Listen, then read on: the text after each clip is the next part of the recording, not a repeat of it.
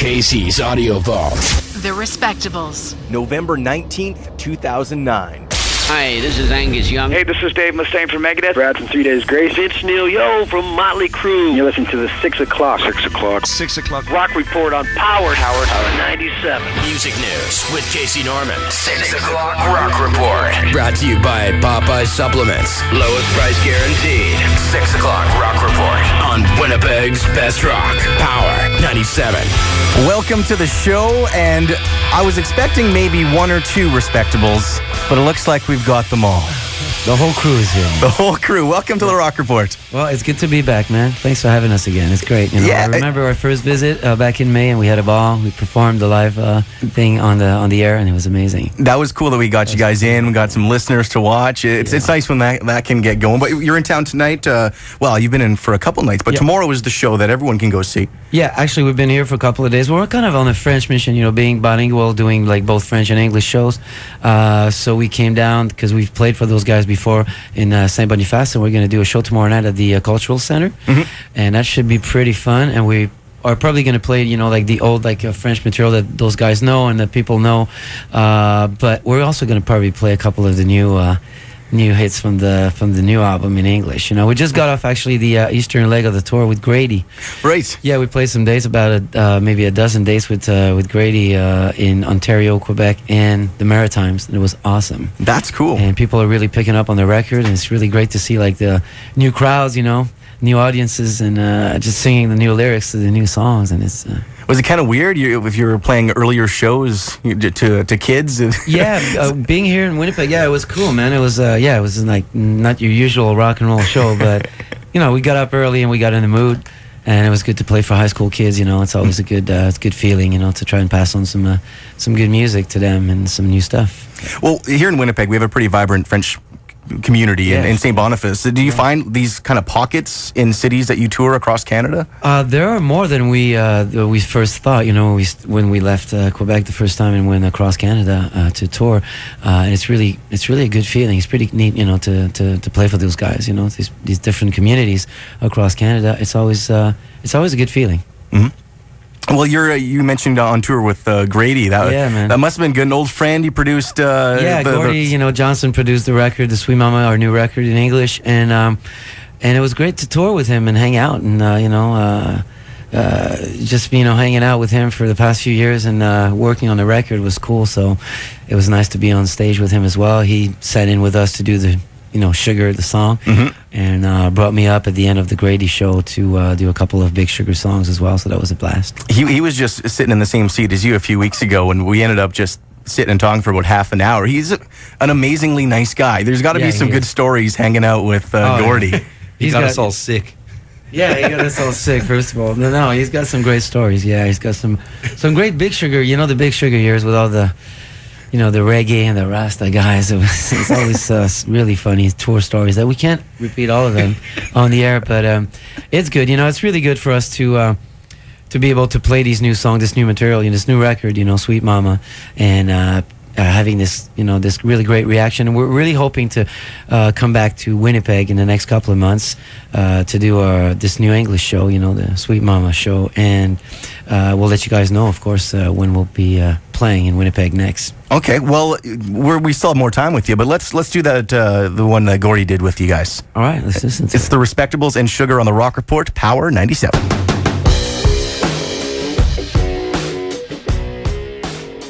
He produced the album too now, didn't he? Yeah, he did, yeah. Do you think you'll bring him back? Is he a good enough guy to bring around for round two? Definitely is. There's always, talks about that. We're trying to fit both schedules, pretty busy on his side and pretty busy on ours as well. Mm-hmm. But it would be it'd be a delight, man, because the guy is such he's a wizard in the studio. He knows all the tricks, all the vintage things that we like, and he's become a friend, and also co-writing is really going just really smoothly with him, especially in English, because English is my second language, so it's nice to rewrite all the English lyrics and add the the extra, like the tongue-in-cheek and all the old like rock and roll references, the Chuck Berry humor, we like that. We got a little bit of that going on in our songs and our lyrics. So it would be nice, yeah. It's probably going to happen in 2010. But right now, the record's been out for just a few months. Mm-hmm. people are starting to play the second single, Sweet Mama, and we're getting really, really hot reactions across Canada. And we're really hoping to put on, and we're really pushing our management and our record label right now for like a big Canadian tour. We're hoping to get some dates really soon to be announced on our site. And I'm inviting everybody that likes sugar to come to visit us on the internet on our website at therespectables.ca.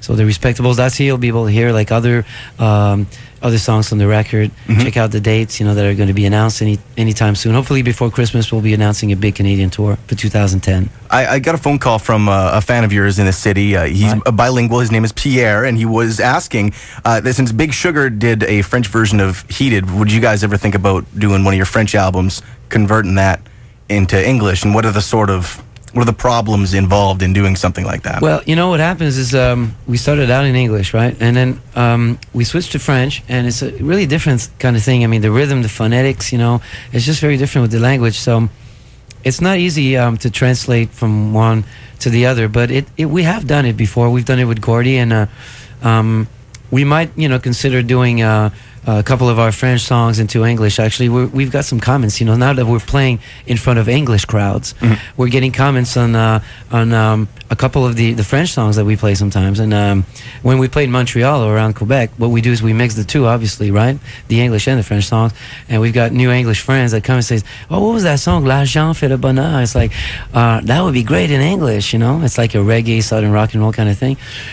So we're considering, for the next record, maybe take a couple of the new, but we like to write the new material as we evolve into rock and roll life, and but it's good to do that. We're not afraid to do that either. The Trews were in here yesterday. You're friends with the Trews as well. Yeah, we went to see one of their sets last night. I got a call from John Angus. It was like an hour before the show. He's like, "Oh, Seb, it's John Angus, man. I just found out you guys are in town." I was like, "Yeah. Well, we got an acoustic show tonight." Oh, fuck, let me wake the guys up because everybody was sick, so everybody's napping in the hotel. I'm like, all right, so I found the room numbers, called everybody. It's like, all right, guys, let's meet downstairs. We're going to go see the Truth. So we went and saw one of their sets. It was great show, great acoustic show.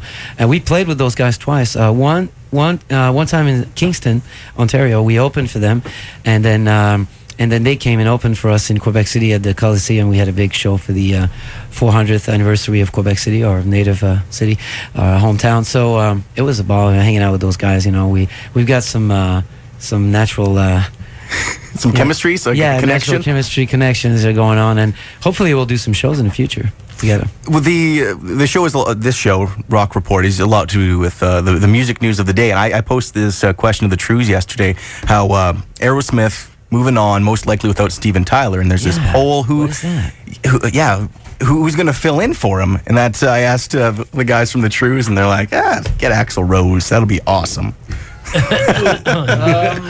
don't know how long that would last, but about a minute. You guys got any thoughts on this? It's gonna be a twinkle in both eyes. Shit, man. I know a guy that would love to do it. From what I've seen on TV, I don't know him, but a singer for Buck Cherry. Yeah. He was voted #1. The RollingStone.com did a poll for fans and readers, and he's got the look. He's definitely got the looks. He's always wanted to be. He's got that obvious, Steven Tyler influence. But that's really a shame. I hope these guys work it out because it's an old relation, that they have, and it's, I'm sure if they could probably fucking. Work it out. Yeah, they should work it out. They gotta work it out. They gotta work it out, man. Well, the Faces are trying to do a reunion, and it looks like they're going to go through without Rod Stewart. We had Ian. It's the first time I hear this. We had Ian McLaughlin play on our record, right? Because he lives in Texas now. So Gordy gave him a call when we were at Willie Nelson's studio to finish up the record, and. I'm going to tell Paul because he's new in the band. The second half of the record, Paul, was recorded in Texas. Now, these guys keep bugging me because I tell it at every interview. Well, the first half of the record was done in Montreal, and the second half was done in Texas at Willie Nelson's Piranelli Studios. But anyway, it was done. And Ian was saying, they were trying to get a hold of Ross Stewart. And it's all, these older, old bands, they've got these old issues, that are not always been sorted out, and but the Faces without Ross Stewart, who would be? What is his name? Simply Red vocalist. Oh, yeah. Mick Hucknall. Oh, he's a great singer, though, that guy, Simply Red, yeah. And they're going to throw on bass Glenn Matlock from Sex Pistols. Oh, yeah. Oh, how about that? It's kind of a just of a through the generations, kind of a weird I've mishmash. got to call but- Ian because I want to play some of those shows. Ronnie's going to be there? Is Ronnie Wood? Ronnie Wood, yeah. Ronnie's going to be there? What do I have here? Ronnie Wood, Ian, Kenny Jones. Right. Then you got Mick Hucknall and Glenn Matlock. How about that? Does it say when they're going to maybe start? It's a short UK, like I think 8 UK dates in the new year. In the new year. You got to call your buddy Ian. I'm going to call him tonight. In the middle of the night, it'll be morning in the UK. He's in Texas, probably, unless he's rehearsing in England or something. Well, guys, the Respectables hanging out on the 6 o'clock Rock Report, playing tomorrow, Franco-Manitoban Cultural Center. Thanks so much for coming in. It's a pleasure, man. Thanks for having us again. Thank you for the support. All the interviews you want on iTunes and at power97.com. Casey's Audio Vault. Casey Norman is Power 97's music director and can be heard every weekday from 2 till 6 in Winnipeg, Manitoba, Canada. Power 97 is Winnipeg's best rock.